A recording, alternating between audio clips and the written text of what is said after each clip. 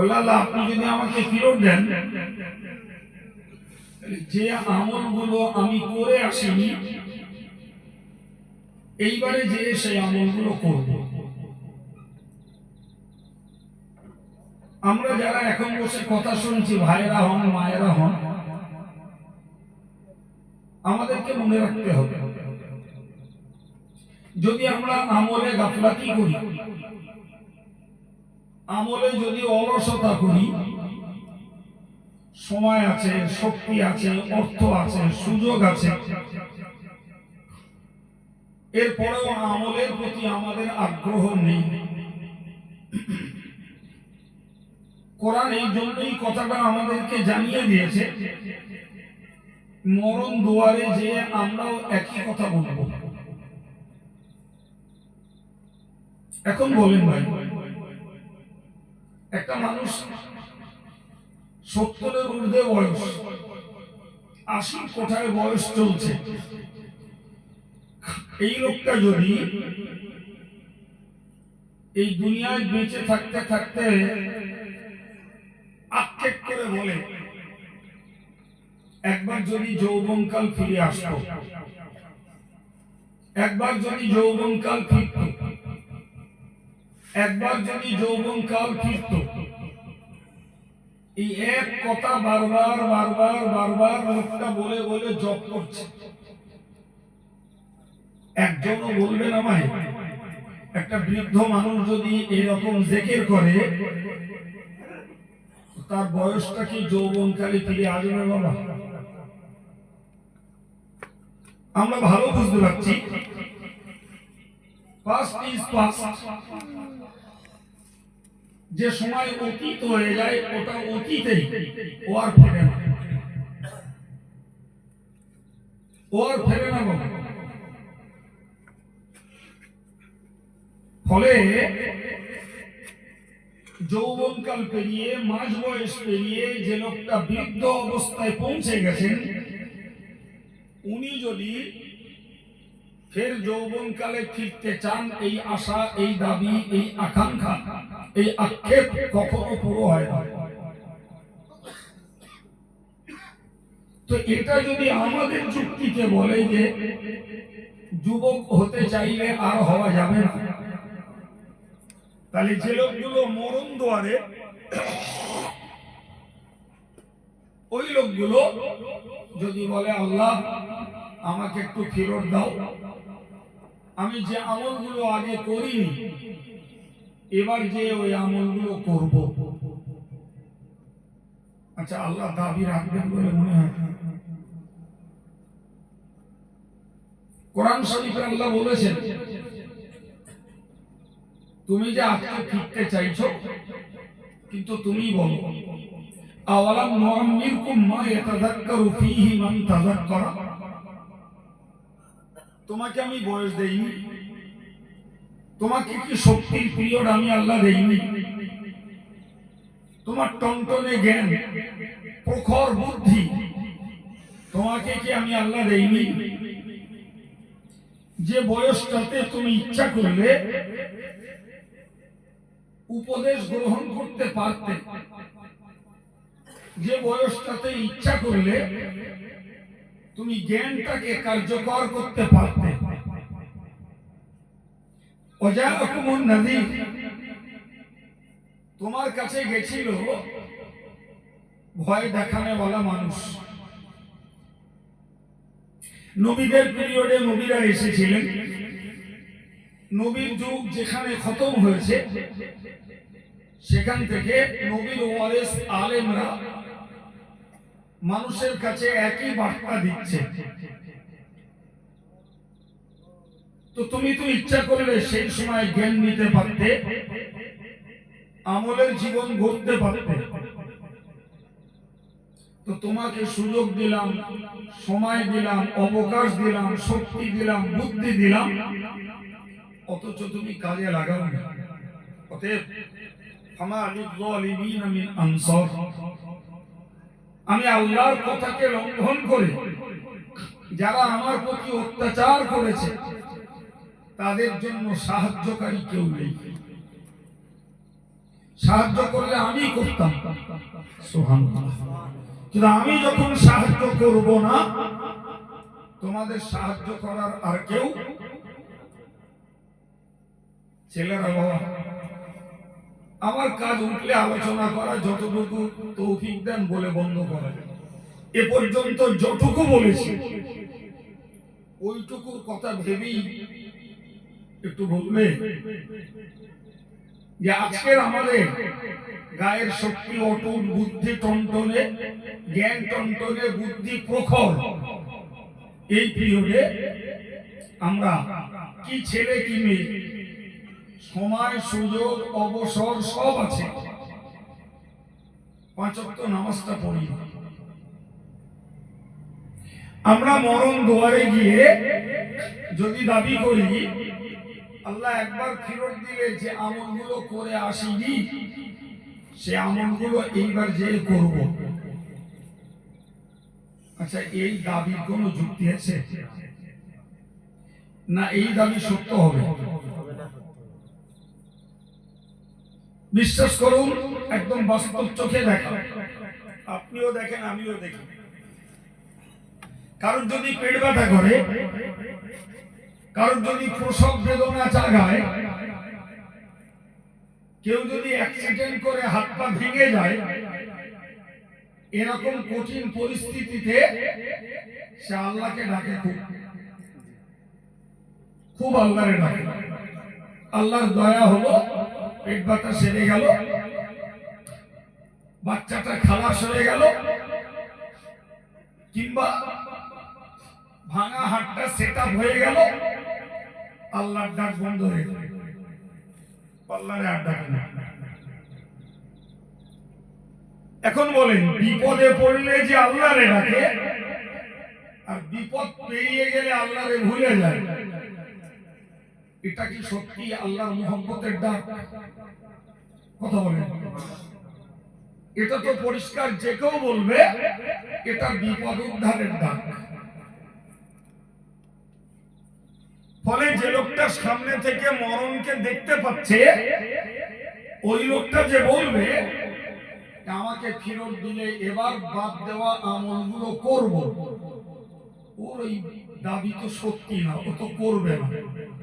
ও যেই মরণ দোয়া থেকে ওকে ফিরিয়ে দেওয়া হবে, ও আগের দিনেও যেমন সুযোগ সময় থাকতে নামাজ পড়িনি, তো এখনো পড়বে না। এটাই বাস্তব, এটাই বাস্তব। প্রিয় ছেলেরা, আমরা কম্পিউটার যুগের মানুষ, জ্ঞান বুদ্ধি বিবেক আমাদের খুব সজাগ। আমি তো করতে পারি না, একটু গল্প গল্প করি। এই গল্পের ছলেই অনুরোধ করছি, যাদের 15 ঊর্ধ্ব বয়স হয়েছে, আজকের মজলিস থেকে নিয়ত করে ওঠো, নামাজ পড়ার বাদ দেব না। মরণ দুয়ারে নতুন করে ফেরার দাবি করব না, বরং যে জীবনটা আল্লাহ দিয়েছেন এই জীবনটাকেই আল্লাহর হুকুম মেনে চলার পক্ষে কাজে লাগাবো। তবেই বুঝবো আমরা লেখাপড়া শিখে শিক্ষিত হয়ে স্যাটেলাইটের যুগে, কম্পিউটারের যুগে আমরা সত্যকারের আমাদের জ্ঞানের পরিচয় দিয়েছি। তা না হলে আমার আল্লাহর যে কথা, আমি আল্লাহর কথাটাকে বোঝানোর জন্য আরো একটু ছাড়িয়ে বলছি। ভাই, মরণের সিগন্যাল হলো একটা লোকের জানের ঘড়ঘড়ানি চেপে গেছে, সর্দি নয়, এমনি বুকের ভিতরে হড়হড় গড়গড় করছে। যে কোনো মরার মানুষের স্বাভাবিক মরার আগে ওই রকম আওয়াজ শোনা যায়,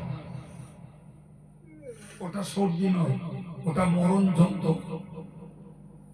কি বলেছি ওটা? ফেরাউন যখন পানিতে ডুবছিল লোহিত সাগরে, তখনও বলেছিল আমানতু বিল্লাযী আমানাত বিহি বানু ইসরাঈল, আমি ওই জাতের উপরে ঈমান আনছি যার উপরে ঈমান এনেছিল বনি ইসরাইল সম্প্রদায়, ওর ঈমান কবুল হইল, কারণ ও সামনে থেকে তখন মরণ দেখতে পাচ্ছি, নাকে মুখে পানি ঢুকেছে, নিঃশ্বাস নেওয়ার মতন আর পরিস্থিতি নেই। তখন তো বুঝতেই পারছে মরণ একদম আমার কাঁধের উপরে চেপিয়ে বসেছে, বাঁচার আর কোন উপায় নেই। তখন বললো ঈমান আল্লাহ। আল্লাহ নেই, আল্লাহ বললেন আল আন ওয়াকাদ আসাইতা ক্বাবলু, তুমি এখন ঈমান আনছো, ইতিপূর্বে তুমি নাফরমানি করেছো, অবাধ্য হয়েছো, আমার হুকুমকে অগ্রাহ্য করে চলেছিলে, এখন ঈমান আনছো, তোমার ঈমান আমার কাছে গ্রহণযোগ্য নয়। এই যে ফিরআউনের ঈমান গ্রহণ হয়নি বাবা, একমাত্র কারণ ও মরণটাকে সামনে থেকে তখন দেখছিল। এই ঈমান আল্লাহর মহব্বতের ঈমান নয়, এই ঈমান তো মরণ যাতনা থেকে বাঁচার ঈমান। আল্লাহ ঠিক ততই বছর মনে রাখা দরকার, যে লোকটার জানের ঘড়ঘড়ানি শুরু হয়েছে,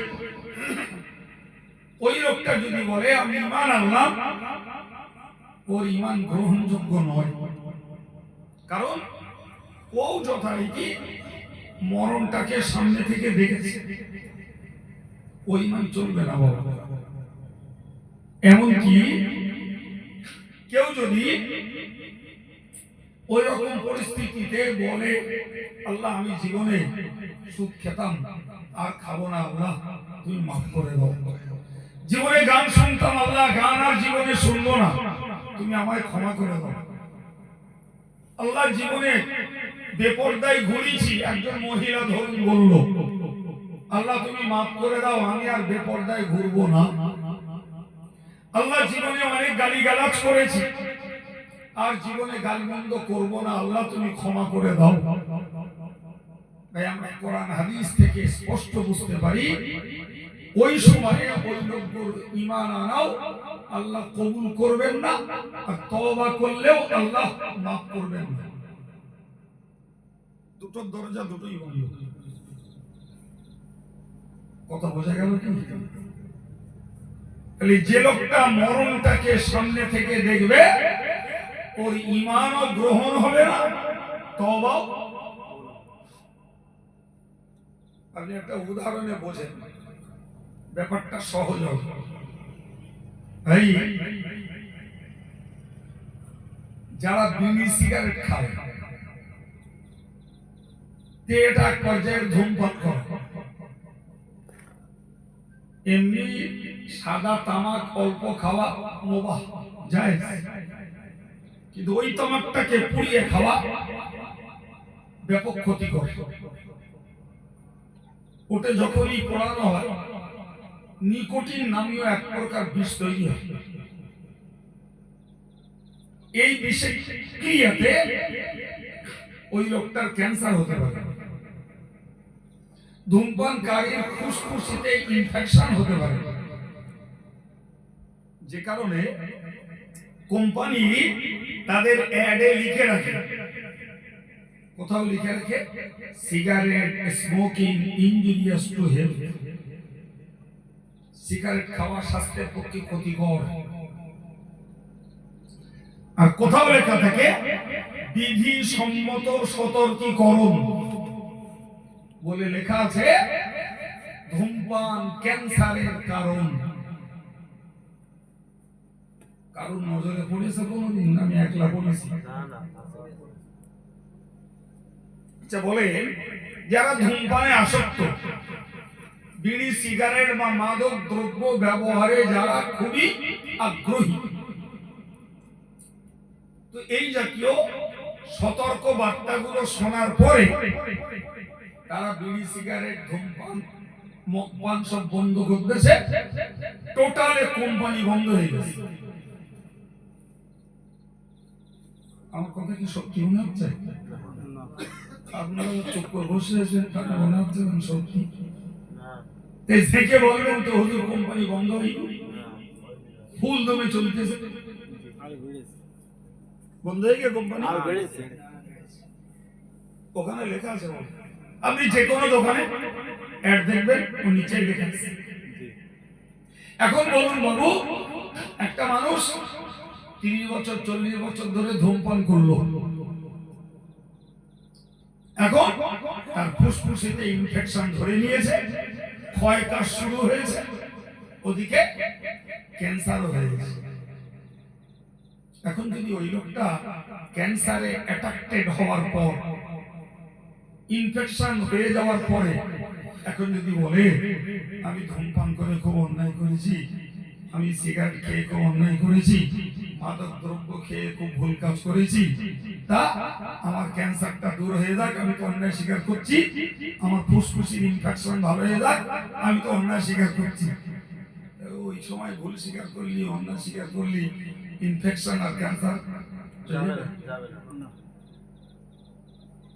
এই তো আমাদের জ্ঞান তো ভালোই টমটমি। তাহলে এর বেলায় বুঝতে পারছি, ক্যান্সার যখন ধরিয়ে নিয়েছে, ইনফেকশন যখন ধরে নিয়েছে, এখন হাজারো বার ভুল স্বীকার করলেও আর হাজারো বার ক্ষমা চাইলেও ক্যান্সার ক্ষমা চেয়ে সারবে না, ইনফেকশনও ভুল স্বীকার করে দূর হয়ে যাবে না। বা ঠিক তদ্রূপ মনে রাখতে হবে, যে ছেলে যে মেয়ে পাপাচারণ করে করে করে করে জীবনটা কালিময় করেছে, ও যখন মরণের সিগন্যাল পেয়ে যাবে, ও হাজারবার বলবে আল্লাহ ঈমান আনছি, আল্লাহ হাজারবার বলবে আমি নামাজ না পড়ে, রোজা না করে, মিথ্যা কথা বলে, ফ্রি ফায়ার খেলে, পাবজি খেলে, বেপরদায় ঘুরে, গালি দিয়ে, তাস খেলে, জুয়া খেলে, জুয়া পিটে, আল্লাহ যত পাপ করেছি তুমি মাফ করে দাও। হবে না, ক্যান্সার ধরে গেছে, এখন ক্ষমা চাইলে আর সারবে না। বুঝতে পারেননি কথা?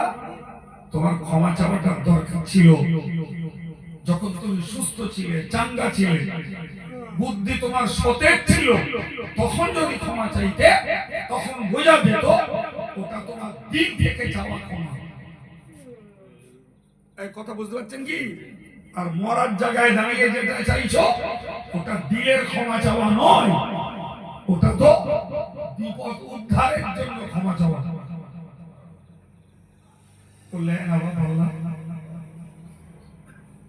সম্মানিত ভাইরা, আমার প্রিয় ছেলেরা,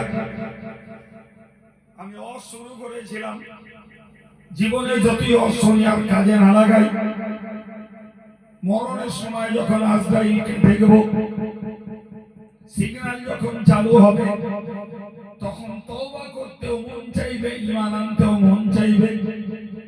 আমার আল্লাহ এক কথায় বলবেন, কাল্লা, কখনোই তোমাকে ফেরত দেওয়া হবে না, কখন। সময় শেষ, সুযোগ শেষ, শক্তি শেষ, বুদ্ধি শেষ, সব শেষ। আর নয়, কোরআনের এই বক্তব্য আমি যেটাকে আপনাদের বোঝাবার মতো করে বোঝাচ্ছি, ভাই এর একটি কথাও কি মিথ্যা হবে বলে মনে হয়?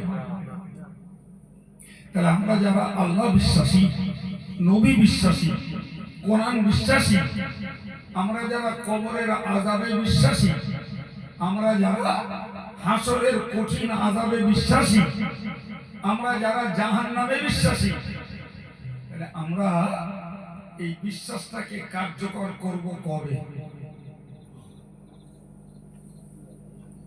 কোন হুজুর লাগবে? কত টাকার হুজুর লাগবে? 1.5 লাখ 2 লাখের হুজুর, সুরওয়ালা হুজুর, ঢংওয়ালা হুজুর, নাটক করা হুজুর, কোন হুজুর দিয়ে সভা করানো? এই জাতির ধর্মহারা যুবক যুবতীরা পরিবর্তন হবে। কত টাকা দামের হুজুর লাগবে? আমার সুর নেই, স্বর নেই, আর আমি বিক্রি হওয়া কোন কন্ট্রাক্টের গোলাম নই, ফলে আমারও যে হিদায়াত না হতে পারে, আজকে যদি ঘোনার ছেলেরা বলে যে হুজুর 2 লাখ টাকা দামের একটা সুরেরা একদম পাগল করা একটা বক্তা দিকে আমরা সব আল্লাহ টাকা আপনাদের দিতে হবে না, আমি টাকা দেবো, আমার একটাই কন্ট্রোল। এরপরে একটা বেনামাজি, একটা সুদখোর, একটা জুয়াখোর, একটা গানখোর, একটা তাসখোর, একটা মোবাইল পাগল, একটা বেপরদার মহিলা, একটা গালিরাও ছেলে মেয়ে একটাও দেখতে চাই না। কাল লাগবে, কত টাকা বক্তা লাগবে, টাকা আমি এখানে দেবো না, আমি দেবো, আমার একটাই দাবি।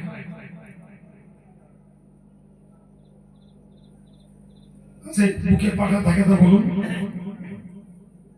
এই চ্যালেঞ্জার টাকা আমি সবের সঙ্গে করি, টাইম সবের টাকা খায় হয় হোক। বাবু হেদায়েত যদি নিজে না হয়, সুরেলা বক্তা, শিল্পী বক্তা আর 20, 25, 30, 50, 1 লাখ 1.5 লাখের এই বিক্রি হওয়া গোলাম, এদের কারো দিয়ে কিচ্ছু হবে। হেদায়েত যদি নিজে হতে ইচ্ছা হয়, আব্দুল কাইয়ুমের এই কাঠিক কথাবার্তা, এই স্পষ্ট স্টেটমেন্ট কথা যে শুনবে, নিজে ইচ্ছা করলে হেদায়েত তার নসিবে জুটবে। সুবহানাল্লাহ। আর যে নিজে ইচ্ছা করবে না, সে দামি সুরেলা বক্তাদেও হবে না, কাইয়ুম সাহেবের কাঠখোট্টা কথাতেও হবে না। হেদায়েত নিজের কাছে। হেদায়েতের জন্য সহায়ক হলো জ্ঞান। কি বলেছি? জানেন, ধর্ম করতে গেলে একটা মন লাগে। কি লাগে? মন লাগে। মন একটা হলে ধর্ম করা যায়। অন্য কোনো অভাব না ভাই, কিচ্ছুর অভাব না, শুধু দরকার একটা মনের অভাব। আপনি দেখেন, একই পরিবারের 3 ভাই, 3 জনই চাষবাস করে, 3 জনের আর্থিক অবস্থা সমান, 3 জনের একতলা করে বাড়ি আছে, 3 জনের ছেলে মেয়ে বিয়ে দেওয়া হয়েছে। এর মধ্যে আমরা ধর্মের হাল দেখছি। একজন জুমা পড়ে, 5 ওয়াক্ত নামাজ পড়ে, দাড়ি রেখেছে, টুপি পরে, চাষবাস করে, ব্যবসা বাণিজ্য করে বা সংসার চালায়। আর একজনের দেখছি 5 ওয়াক্ত তো দূরের কথা, জুমাটা পড়ে। আর একজন দেখছি 5 ওয়াক্ত পড়ে না, জুমাটাও পড়ে না, অথচ 3 ভাই। আপনার কেমন মনে হচ্ছে এরকম ফ্যামিলি আছে না নেই? আচ্ছা, আপনি এই 3 ভাইকে একটু হিসাব করুন। উভয় চাষি, 3 জনই চাষি, 3 জনই বাড়ি ঘর আছে, 3 জনেরই ছেলে মেয়ে বিয়ে হয়েছে, 3 জনই সংসার চালাচ্ছে। একজন জুমারও পড়ে না, আর একজন জুমা পড়ে তা অক্তিয়া পড়ে না, আর একজন জুমা পড়ে, অক্তিয়া পড়ে, দাড়ি রেখেছে, টুপি পরে। 3 জনের হাল 3 রকম কেন? টাকার অভাব, ঘরের অভাব, সময়ের অভাব, অভাব কিসের?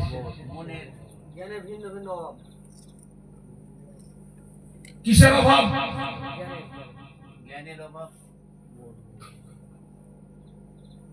প্রথম অভাব হলো মনের অভাব।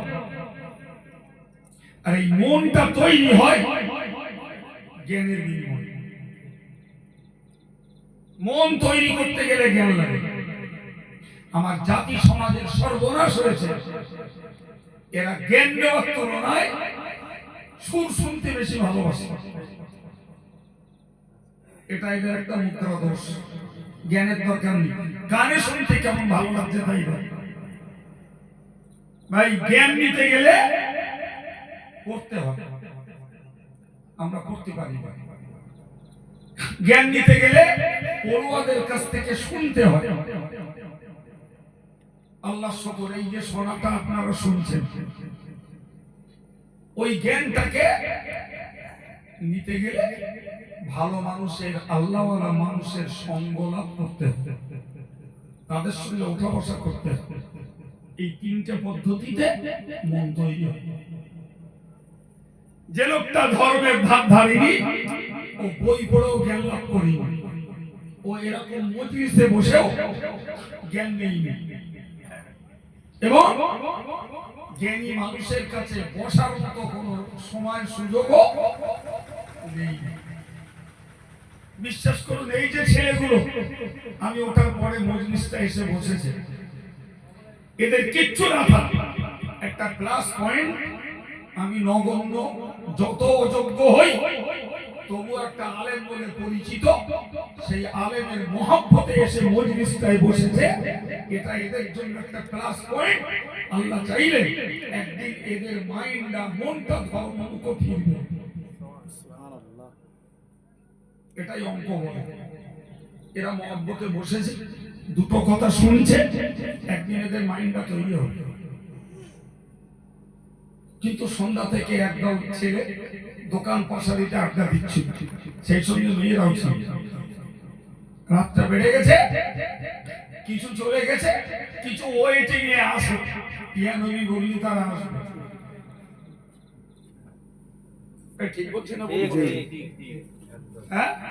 এদের ভিতরে যদি এক বিন্দু মহব্বত থাকতো, তাহলে এরাও ভাবতো যে কর্তৃপক্ষ তাবাররুক যারা ওয়াজ শুনছে ওদেরও দেবে, আমরা যারা ওয়াজ শুনছি না আমাদেরও দেবে। তা আগে বক্তাদের সময় নিয়ে বসিনি, শেষ বক্তা উঠেছে যাই, তাবাররুক এমনিও পাবো অমনিও পাবো, তা দুটো অন্তত জ্ঞানের কথা শুনে আসি। মহব্বত দিয়ে থাকলে তাবাররুকের টানে না, একটা আলেমের প্রতি আন্তরিকতার টানে এসে বসতো, ওই সুযোগে আধ ঘন্টা 40 মিনিট 1 ঘন্টা দুটো জ্ঞানের কথা মাথায় ঢুকতো। আজ না কাল না পরশু একদিন ওই জ্ঞানটাই ওর উপকারে আসতো। অতীব দুঃখ। আমি কি বলতেছিলাম, একটা মনের দরকার। সেই মনটা তৈরি হওয়ার একটা জায়গা হলো এই জ্ঞানের কথাগুলো শোনা। সম্মানিত ভাই, আমার প্রিয় যুবকেরা মনে রাখুন, আমার আল্লাহ বলেছেন বান্দারে তোরা যতই ফিরতে চাস না কেন তোদের ফিরোটা হবে না। মনে রাখিস, আমি ওয়ারাইহিম বারযাখুন ইলা ইয়াউমি ইউবাসুন, তোদের পিছনেই রয়েছে পর্দার জগৎ। কি রয়েছে বাবা? সবাই মিলে বলে পর্দার জগৎ। যে জগৎটা খোলা চোখে দেখা যায় না, যাকে আমরা প্লেন বলি কবর জীবন। এই যে লোকটা যান ঘর করছে, ফিরতে চাচ্ছে, আল্লাহ বললেন না, তোর পিছনেই আছে পর্দার জগৎ। তার মানে তুই চোখটা বুঝবি, তোরে দেবো কবর জগৎ। সবাই দিয়ে আসবে তো? জি ভাই, এ প্রসঙ্গে একটা জ্ঞান নেই। আমরা ছিলাম আত্মার জগতে, এখন আছি পার্থিব জগতে। এখান থেকে যাব মধ্য জগতে, ওখান থেকে ইসরাফিল সিংহায় ফুঁক দেবেন, উঠব পর জগতে। কটা জগৎ হয়েছে? কটা হয়েছে? চারটে। আরবিতে বলে প্রথমটা আলামে আরওয়াহ, ওটা রূহের জগৎ। দ্বিতীয় এইটা আলামে দুনিয়া, এটা পার্থিব জগৎ। তৃতীয় আলামে বারযাখ, ওইটা হলো সাহিত্যের ভাষায় মধ্য জগৎ, আমাদের কাছে প্রচলিত কবর জীবন। চতুর্থ হলো ইসরাফিল আলাইহিস সালাম সিংহায় ফুঁক দেবেন, দুনিয়া ধ্বংস। ওই জমানার জিন্দাগুলো মরবে, 40 দিন পরে ফুঁক দেবেন, সবাই জাগ্রত হয়ে ছেলে উঠবে। ওই হলো আলামে আখিরাত, তথা পর জগতের শুরু। কথা বোঝাতে পারলাম বা? আমার আল্লাহ বললেন আমি ওয়ারাইহিম বারযাখুন ইলা ইয়াউমি ইউবআসুন। ও বান্দা তুই ফিরতে চাইছিস, কিন্তু তুই কি জানিস না এরপরই রয়েছে তোর পিছনে পর্দার জগৎ, কবর জগৎ, যেখানে তোর আব্বা দেখতে পাবে না, তোর মা দেখতে পাবে না, তোর ভাই দেখতে পাবে না, তোর জীবন সঙ্গিনী স্ত্রী দেখতে পাবে না, কেউ তোর একবার নজর করবে না, কিন্তু ওই মাটির নিচেই চলবে। কারোর জন্য শান্তি, কারোর জন্য শাস্তি। এক ফুটের আড়াআড়ি, এধারে আল্লাহওয়ালার কবর, সে শান্তি ভোগ করবে, এধারে আল্লাহ ভোলার কবর, সে শাস্তিতে কাতরাবে আর চিল্লাবে। এক ফুটের আড়াআড়ি। আল্লাহ বললেন কিয়ামত পর্যন্ত ওই জায়গায় তোমাকে থাকতে হবে। ইলা ইয়াউমি ইউবআসুন, কিয়ামত পর্যন্ত ওখানে থাকবে। ভাই কবর মানে আমাদের খোঁড়া মাটির ঘর নয় বাবা, ভালো করে মুখস্থ করুন। কবর মানে দুনিয়ার শেষ আর মধ্য জগতের শুরু, ওটাই কবর। এখন কারো যদি ভাঙে খায়, ওটাই তার কবর। কেউ যদি আগুনে পড়ে, ওটাই তার কবর। কারো যদি মাছে খেয়ে নেয়, ওটাই তার কবর। কথা বুঝে আসছে বাবু? হযরত নবী ইউনূস আলাইহিস সালামকে মাছে খেলো, আর উনি মাছের পেটে গেলেন মানে 3 অন্ধকারে। সময়টা ছিল রাতকাল, তাহলে একটা রাতের অন্ধকার। ফেললো জাহাজ থেকে তাকে পানির মধ্যে, তাই পানির একটা অন্ধকার। যেই ফেললো একটা মাছে গিলে নিয়ে, তাহলে মাছের পেটের একটা অন্ধকার। কটা অন্ধকার হয়েছে? এই 3 অন্ধকারের মধ্যে হযরত নবী ইউনূস আলাইহিস সালাম ওই বললেন লা ইলাহা ইল্লা আনতা সুবহানাকা ইন্নী কুনতু মিনাজ জালিমিন। কি বললেন? লা ইলাহা ইল্লা আনতা, হে আল্লাহ তুমি ছাড়া মাবুদ কেউ নেই। আল্লাহ সুবহানাকা, তোমার জাত পবিত্র জাত। ইন্নী কুনতু মিনাজ জালিমিন, আল্লাহ আমি ছিলাম অত্যাচারীদের অন্তর্ভুক্ত। এটাই ওই দোয়াটার মানে। লা ইলাহা, কোনো মাবুদ নেই, ইল্লা আনতা, তুমি ছাড়া। সুবহানাকা, তোমার জাত পবিত্র জাত। ইন্নী কুনতু মিনাজ জালিমিন, আমি ছিলাম অত্যাচারীদের অন্তর্ভুক্ত। দোয়া পড়ে 40 দিন পরে মাছের পেটে আল্লাহ বেদনা দিলেন। মাছ নবী ইউনূসকে উগরে দিল। নবজাতক শিশু যেমন কাদার গলার মতো, ইউনূস আলাইহিস সালামকে নদীর তটে মাছ উগরে দিল। সুবহানাল্লাহ। ভাই সুবহানাল্লাহ বলতে বললেন, কিন্তু যদি একটু ভাবি তাহলে আরো বলতে ইচ্ছা করবে, কারণ পানির পেটের ভিতরে মানুষ দম নিতে পারে না, ফের মাছের পেটে মানুষ বাঁচতে পারে না। পারেগা? হ্যাঁ, আল্লাহ বাঁচিয়ে রেখেছেন 40 দিন। এর জন্যই বলতে হয় সুবহানাল্লাহ। আমার আল্লাহ কি বলেছেন জানেন? ফালাউলা আন্নাহু কানা মিনাল মুসাব্বিহিন লালাবিসা ফি বাতনিহি ইলা ইয়াউমি ইউবআসুন। হযরত নবী ইউনূস যদি মাছের পেটে ওই দোয়া ইউনূস যদি না পড়তো, আমি আল্লাহ কিয়ামত পর্যন্ত ইউনূসকে মাছের গর্ভে রেখে দিতাম। আল্লাহু আকবার। তাহলে মাছের পেটটাই হতো নবী ইউনূসের কবর। বোঝা গেল?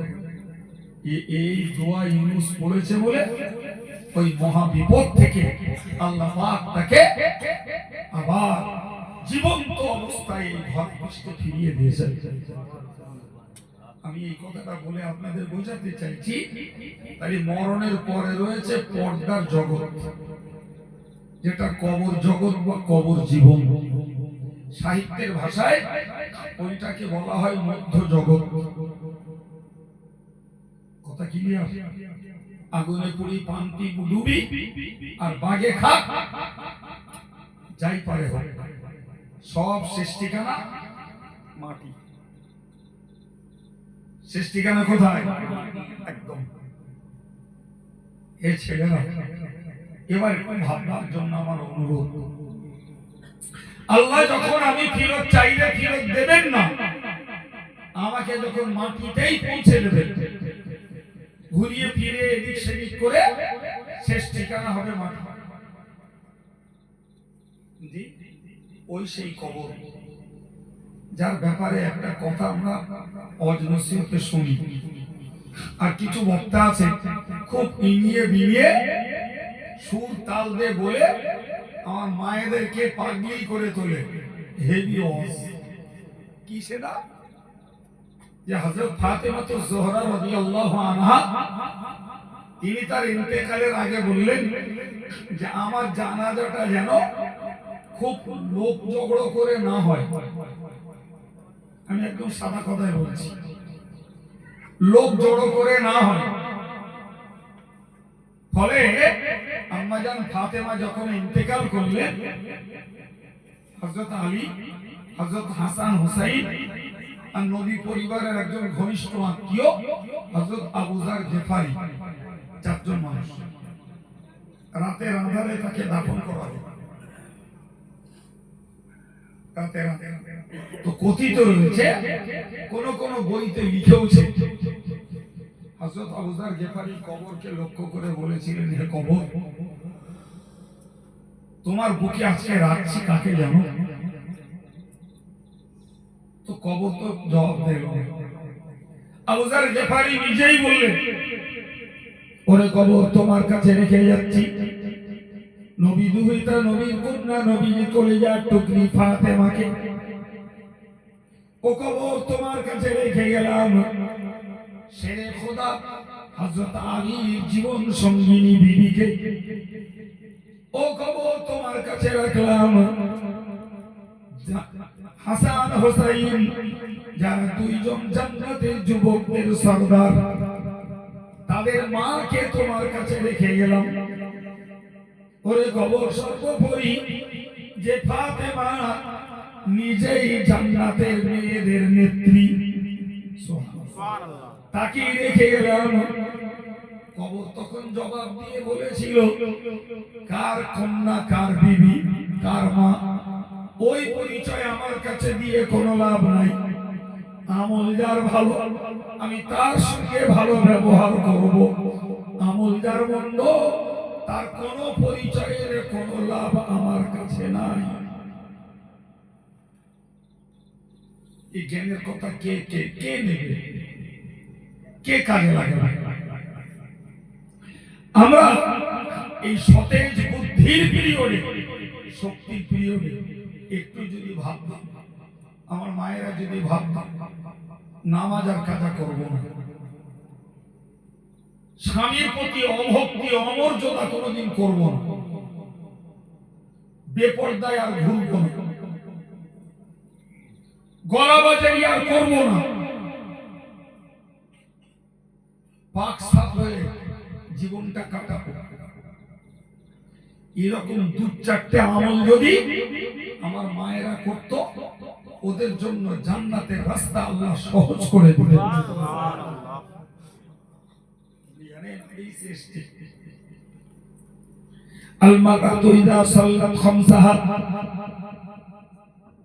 একজন মহিলা যদি 5 ওয়াক্ত নামাজ পড়ে, ওয়াসামাত শাহরাহা, আর রমজান মাসটাকে যদি রোজা রাখে, ও আতাত বালাহা, স্বামীর আনুগত্য স্বীকার করে যদি চলে, ও আহসানাত ফারজাহা, নিজের গুপ্তাঙ্গগুলোকে যদি হেফাজত করে, আমার আল্লাহ পাকের নবী বলেছেন, ফালতাদখুলিল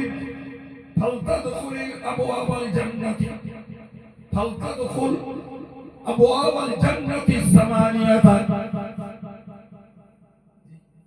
সেই মহিলাটি প্রবেশ করবে জান্নাতের 8টা দরজার যে কোনো দরজা দিয়ে।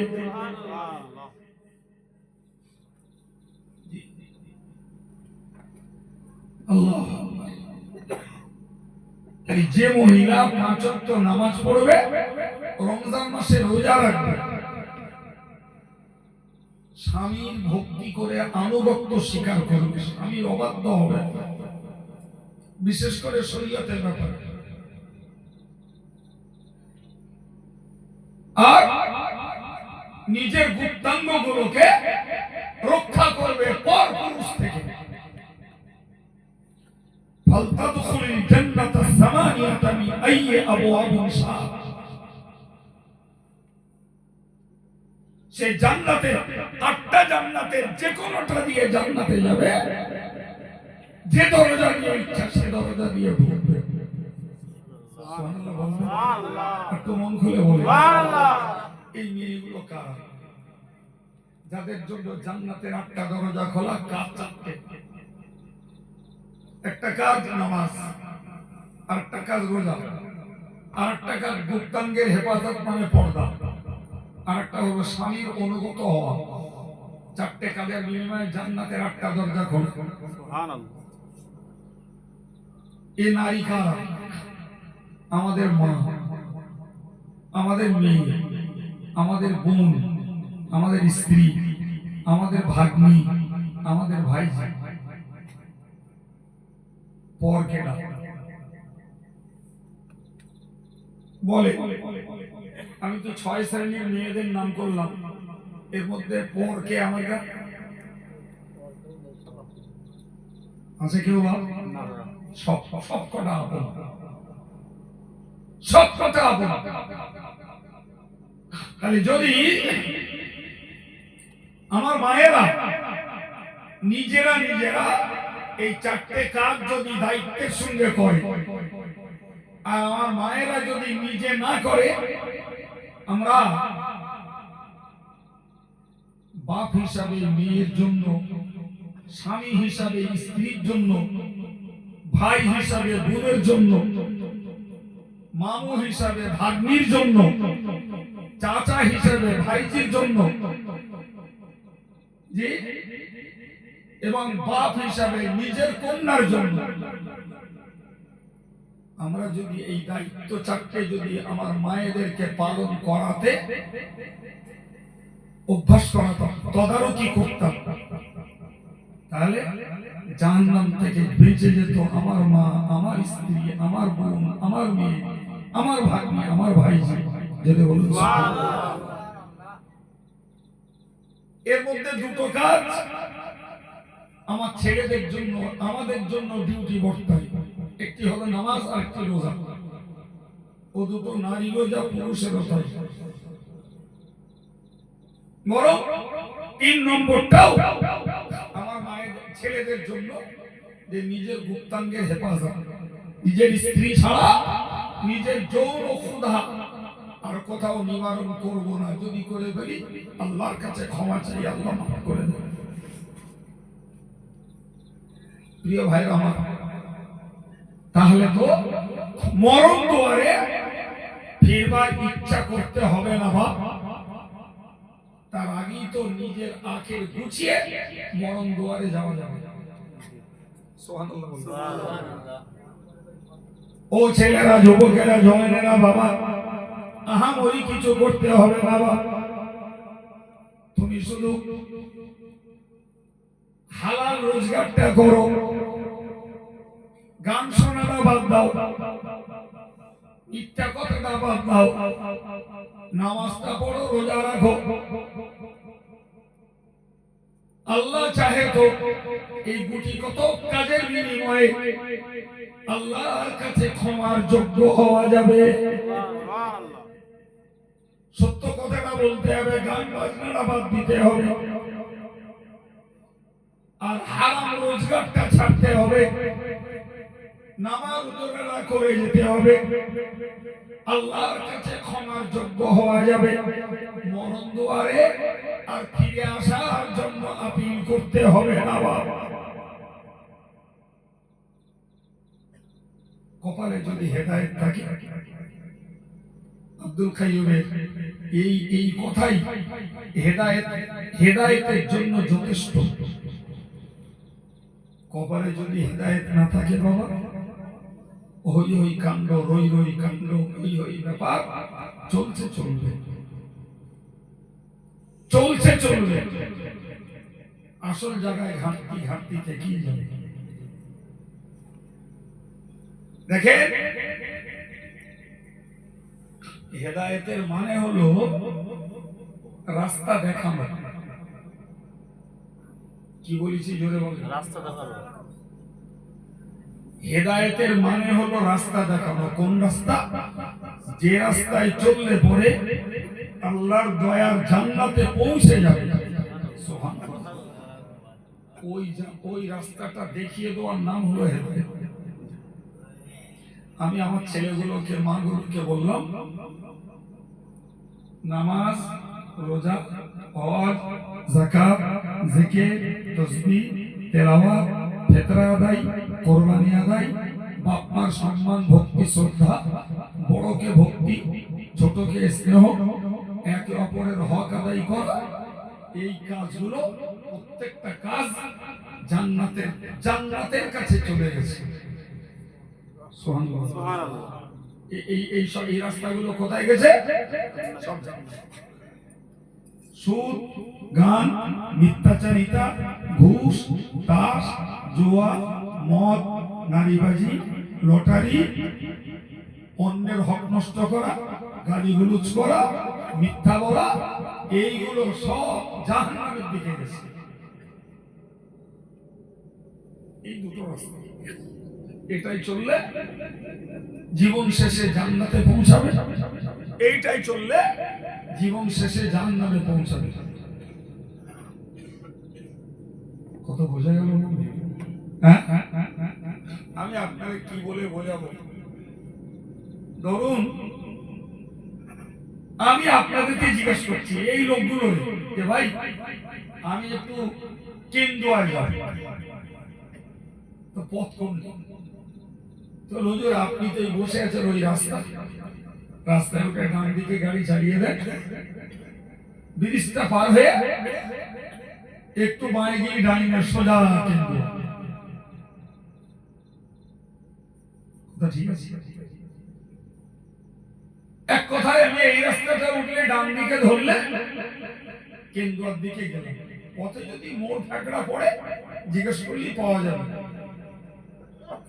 আমি বাবু এই রাস্তাটা উঠে আমার গাড়িটা বাম দিকে ঘুরিয়ে দিলাম, যে সোজা একদম ঘোড়ার বেলতলায় গিয়ে হাজির। আর ওইখানে যে ঘোড়ার ভাইদের নামে খুব উল্টো পাল্টা করে বলছি, তো ওখানে ঘোড়ার পরিচিত লোক যথেষ্ট আছে। আমার ধরে বলছে, হুজুর এই কি ব্যাপার, আপনি ঘোড়ার লোকেদের নামে এত আনসান করে বলছেন কেন?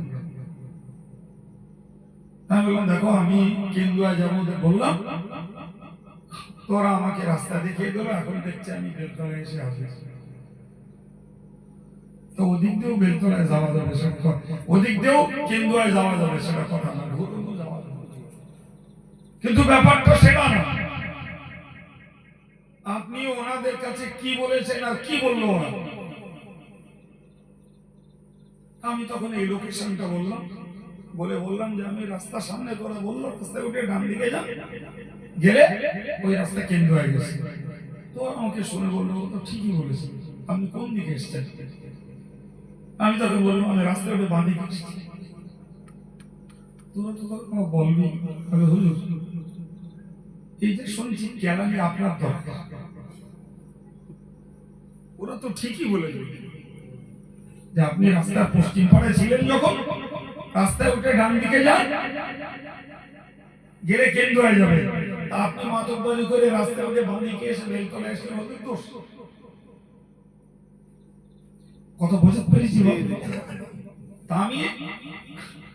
আমি আল্লাহর পথের একজন পথিক হিসাবে আমি রাস্তা চিনিয়েছি, আমার এই ভাইদের মায়েদের চিনিয়ে দিচ্ছি।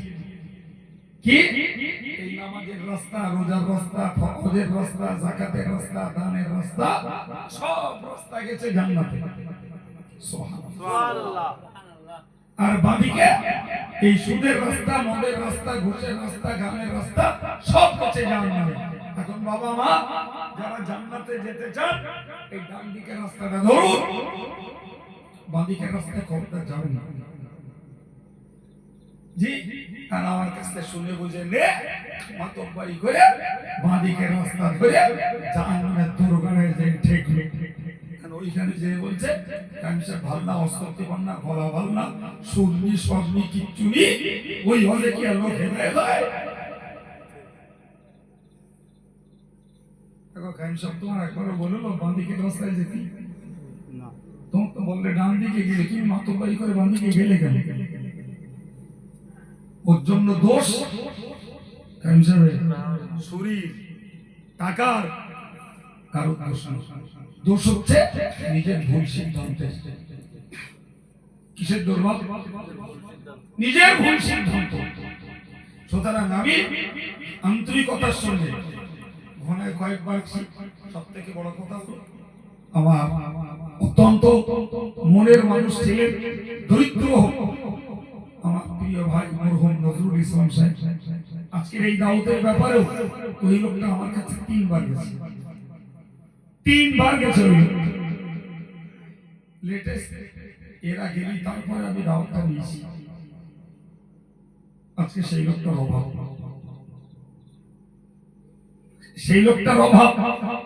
প্রিয় ভাই আমার। তো আমি ওনার সুবাদেই বলা যায় ঘনার ভাইদের, যুবকদের ভালোবাসি, যত্ন করি। ওনার খেদমত জামিয়ার প্রতি, বনিকারা মাদ্রাসার প্রতি যথেষ্ট। এখানে ঘনার ছেলে বনিকার থেকে হাফেজ এসেছে। কিন্তু বাবু আমার একটা জায়গায় বক্তব্য যে যত্ন, খাতির, প্রিয়তা, মহব্বত সব আপন জায়গায় ঠিক থাকবে বাবা, কিন্তু নিজের আমলের জায়গায় ঘাটতি করলে ওই জায়গাটা কেউ পুরো করে দেবে না বাবা, কেউ দেবে না। তো আমি সেই ভালোবাসার খাতিরে, মহব্বতের খাতিরে, তার খাতিরে আমার যুবকগুলোর কাছে, পর্দার মায়েদের কাছে তাদেরকে ধন্যবাদ। তারা নীরব নিথরে আমার কথাগুলো শুনছেন, 1 ঘন্টা হল। জি, সবার কাছে আন্তরিক অনুরোধ, অন্তত সংসার সুখে দুঃখে, ভালো খেয়ে মন্দ খেয়ে, অভাবে অনটনে সবার চলতে চলে যাবে। দুনিয়ায় কারো আটকাবার পালা শুরু, যেই মনে মাটি নিচে যাবো। গোনার লোক আব্দুল কাইয়ুমকে যতই মহব্বত করুক, ওখানে আমার কেউ নেই। আর আমি ঘোড়ার ছেলেদের যতই প্রিয় মনে করি, ওদের জন্য আমি কোনো উপকারে আসবো না বাবা। মাটির উপরে একে অন্যের সহযোগী অনেকেই আছে আমাদের জন্য বাবা। তো পরে মাটির নিচে গেলি ওই জায়গাটার ভাবনা ভেবে বিয়ে খাওয়া, সংসার, চাষবাস, রুজি রোজগার, আত্মীয় কুটুম্বিতে সব চালিয়ে যাই, একটাও আল্লাহর কাছে দোষের হবে না। কিন্তু ওই জায়গাটা ভুলে যে কারো সংসার, বিয়ে খাওয়া এবং সুখী স্বাচ্ছন্দ্যের জীবনযাপন করছে, এরা উপরে খুশি হবে, ভিতরে গেলেই দুঃখে, উপরে হাসি, ভিতরে গেলেই কান্না, কিন্তু লাভ তো আর হবে না। দোয়া করি আল্লাহ আমার বেনামাজি ছেলেদের নামাজি হওয়ার তৌফিক দেন, বেনামাজি মায়েদের নামাজি হওয়ার মন দেন, বেনামাজি বেপরদার মায়েদের পর্দা করার তৌফিক দেন। আমার যুবকগুলোকে হাতের কাজ, মাঠের কাজ, সেলাইয়ের কাজ, যে কাজই যে করুক, টাইমলি ধর্মটা করুক, এই আন্তরিক দোয়া রেখে দিয়ে আমি আজকের আলোচনার ইতি করছি। ওমা আলাইনা ইল্লাল বালাগ। আসুন প্রিয় নবীর প্রতি সালাম, ইয়া নবী।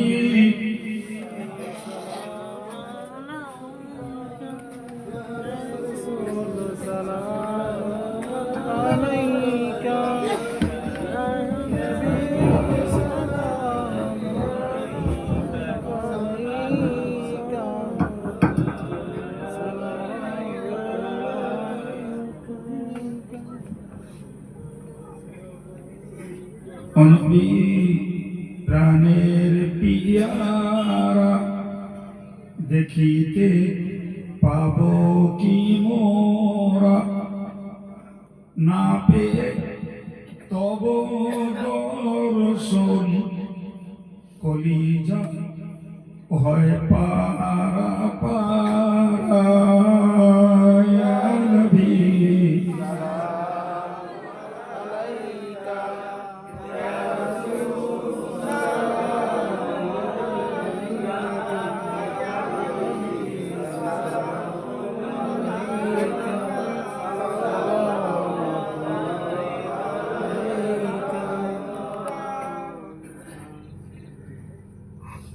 আমরা যে নবীর দিওয়ানা তিনি যে মোদের ঠিকানা কবে যাব আবার মদিনা পাঠালাম সালামের নজরানা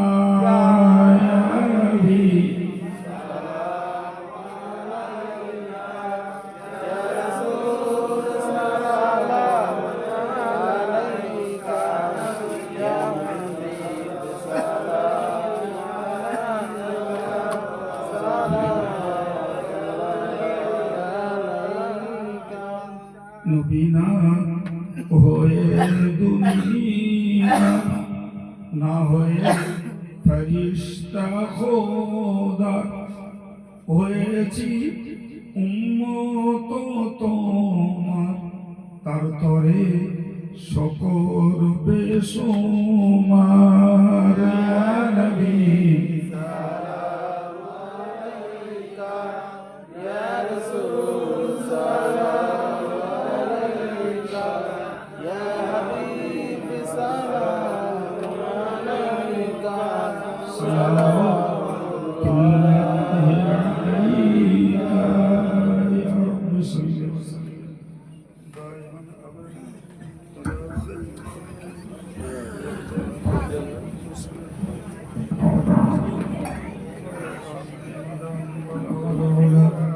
بكماله كشف الدجى بجماله حسنت جميع خصاله صلوا عليه وآله সম্মানিত ভাইরা আগামী 26/11 অর্থাৎ সামনে বৃহস্পতিবার আমাদের সংগঠনের খুবই পুরাতন মাদ্রাসা হাওড়া পীর জুলফিকারিয়া সিদ্দিকিয়া খারিজি মাদ্রাসা এর বাৎসরিক ইসালে সওয়াব তো আপনারা হিসাবে হাওড়া সদর জায়গার মানুষ দাওয়াত দিচ্ছি পারলে আল্লাহর রাস্তায় একটু হাওড়ায় যাবেন পারলে আল্লাহর রাস্তায় একটু হাওড়ায় যাবেন আগামী বৃহস্পতিবার এরপরে আমাদের বড় সভা জামিয়ার সভা ডেট আপনাদের মনে আছে 1লা 2রা 3রা ফাল্গুন আমরা জামিয়ার সদস্য সংখ্যা বৃদ্ধির জন্য চেষ্টা করছি বাবু তো এখানকার ফরিদ বলে একটি ছেলে সে জামিয়ার এজেন্ট হয়েছে আমি যুবকদেরকে বলবো যারা জামিয়ার সদস্য হননি বাবু একটা বাৎসরিক সদস্য হন মায়েদেরকেও বলবো আমাদের নিজামুদ্দিন আছে তারপরেও এজেন্ট হয়েছে ফরিদ তো একটা বাৎসরিক সদস্য তরিগুলো আছে এদেরকে বললেও হয়ে যাবে একটা করে সদস্য আপনার আল্লাহ হস্তে হন কিচ্ছু না পারেন বছরে 100 টাকা দেবেন এমনি সারা বছর ইসালে সবে কিংবা রমজান মাসে কি দান করলে ওটা আলাদা জিনিস 100 টাকা করে দিয়ে একটা সদস্য হোক মানে হলো কোরআন হাদিস লেখা চর্চার এই বড় প্রতিষ্ঠানের সঙ্গে একটা স্থায়ী সম্পর্ক তৈরি করে তাই আপনাদের কাছে দাওয়াত দিন পারলে এদের সঙ্গে যোগাযোগ করে একটা সদস্য একটু দুরূদ শরীফ আল্লাহুম্মা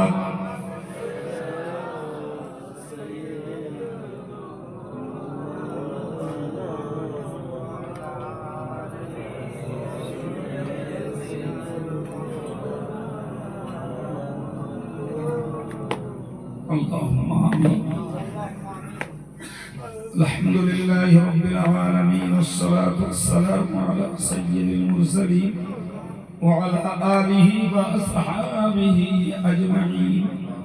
ربنا ظلمنا أنفسنا وإن لم تغفر لنا وترحمنا لنكونن من الخاسرين. মেহেরবান আল্লাহ, আমরা তোমার গুনাহগার বান্দা বান্দি। আল্লাহ এই ঠান্ডাতে মাঝরাত পর্যন্ত যে তোমার দিনের বায়ান শুনে তোমার দরবারে দুটি হাত উঠিয়েছি, আমাদের সকলের জীবনের সমস্ত গুনাহকে তুমি মাফ করে দাও আল্লাহ। আজকের এই সুন্দর মাহফিলটাকে তুমি দয়া করে কবুল করে নাও। ওয়াজ নসিহত দোয়া দরুদ তাসবিহ তাহলিল তাওয়ারুকের ব্যবস্থাপনা, যাদের খাটনি, যাদের পয়সা দেওয়ার বিনিময়ে, যারা শ্রোতা সাজবার বিনিময়ে এই মাহফিলটি সুন্দর হয়েছে, আল্লাহ সকলের প্রতি তুমি সন্তুষ্ট হয়ে যাও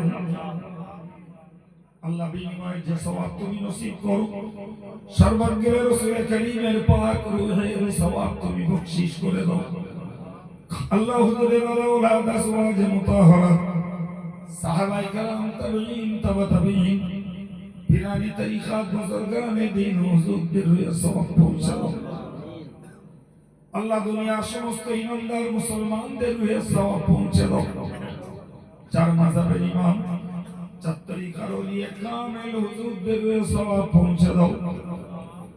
খাস করে ফুরফুরা শরীফের দাদা হুজুর জবিল্লাহ তাআলা আলাউলা, তার খলিফা হুজুরদের রূহে সওয়াব পৌঁছে দাও। বশির আল্লামা হুজুর দরগাহ পরিষদ হামিদি সাহেব, সরসেনা পীর সাহেব, কালিয়ানী সুফি সাহেব, হাফেজ সাহেব হুজুর কিবলা তৎসহ আমার আব্বাজি রূহের সওয়াব তুমি বখশিশ করে দাও রব্বুল আলামিন। আল্লাহ আমাদের দেশের আলেম ওলামা, ইমাম, মুয়াজ্জিন, আমাদের সংগঠনের তরুণ তরুণ আলেম তৎসহ আল্লাহ কর্মী যারা বিদায় নিয়েছেন, সকলের রূহের সওয়াব তুমি বখশিশ করে দাও আল্লাহ। আমাদের প্রত্যেকের আব্বা মা, দাদা দাদি, নানা নানি, ভাই বোন, বিবি বাচ্চা, কবর জেলখানায় যারা বন্দী, ঈমানের ওসিলায় তাদের জীবনের গুনাহকে মাফ করে দাও আল্লাহ। এই গ্রামের প্রতিটি কবরস্থানে, খাস করে মসজিদের পাশে বৃহত্তম কবরস্থান আল্লাহ, যত কবরস্থানে যত মুর্দা শহীদ রয়েছে সকলের জন্য আল্লাহ এই দোয়াকে নাজাতের ওসিলা তুমি বানিয়ে দাও। রূহটাকে তুমি দয়া করে ইমানে জাগা দাও, রূহগুলোকে তুমি ইমানে জাগা দাও আল্লাহ। তাদের আপনজন, আমরা তাদের জন্য আমিন বলছি আল্লাহ। তাদের আমাদের আমলকে কবুল করে নাও। খাস করে মাওলা, আমি তোমার কাছে বিনতি করি, আমার সদ্য মরহুম ভাই নজরুল ইসলাম সাহেবের রূহের সওয়াব তুমি বখশিশ করে দাও। তার অনেক স্নেহ, যত্ন, মায়া, মমতা, মর্যাদা আল্লাহ, বিনিময়ে তুমি তাকে কবর জমিনে জান্নাতি সুখ চিরস্থায়ী তুমি বানিয়ে দাও আল্লাহ। আমরা যারা হায়াতে রয়েছি, মৌত পর্যন্ত সুস্থ হায়াত তুমি নসিব করো। সংসারের সঙ্গে ছেলে, বুড়ো, মেয়ে, বড় সকলকে ধর্ম নিয়ে বাঁচার তৌফিক তুমি দান করো আল্লাহ। বিপদ দিলে ধৈর্য দাও, মুক্তি দাও। রোগ দিলে তুমি সুস্থতা দান করো আল্লাহ। হালাল রুজি রোজগারে সকলের তুমি বরকত দান করো আল্লাহ।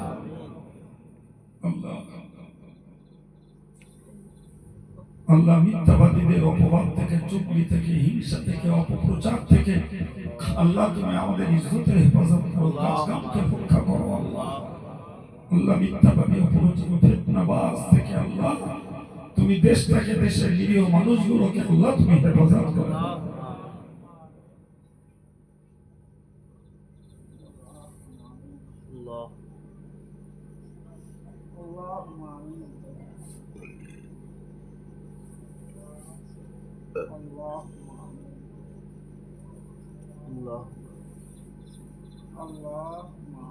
সাল্লাল্লাহু তাআলা আলা নবিয়্যিল কারীম ওয়া আলা আলিহি ওয়া আসহাবিহি আজমাইন ওয়া রাহমানা মাআহুম বিরহমাতিকা ইয়া আরহামার রাহিমিন ওয়া বিহাক্কি লা ইলাহা ইল্লাল্লাহ মুহাম্মাদুর রাসূলুল্লাহ।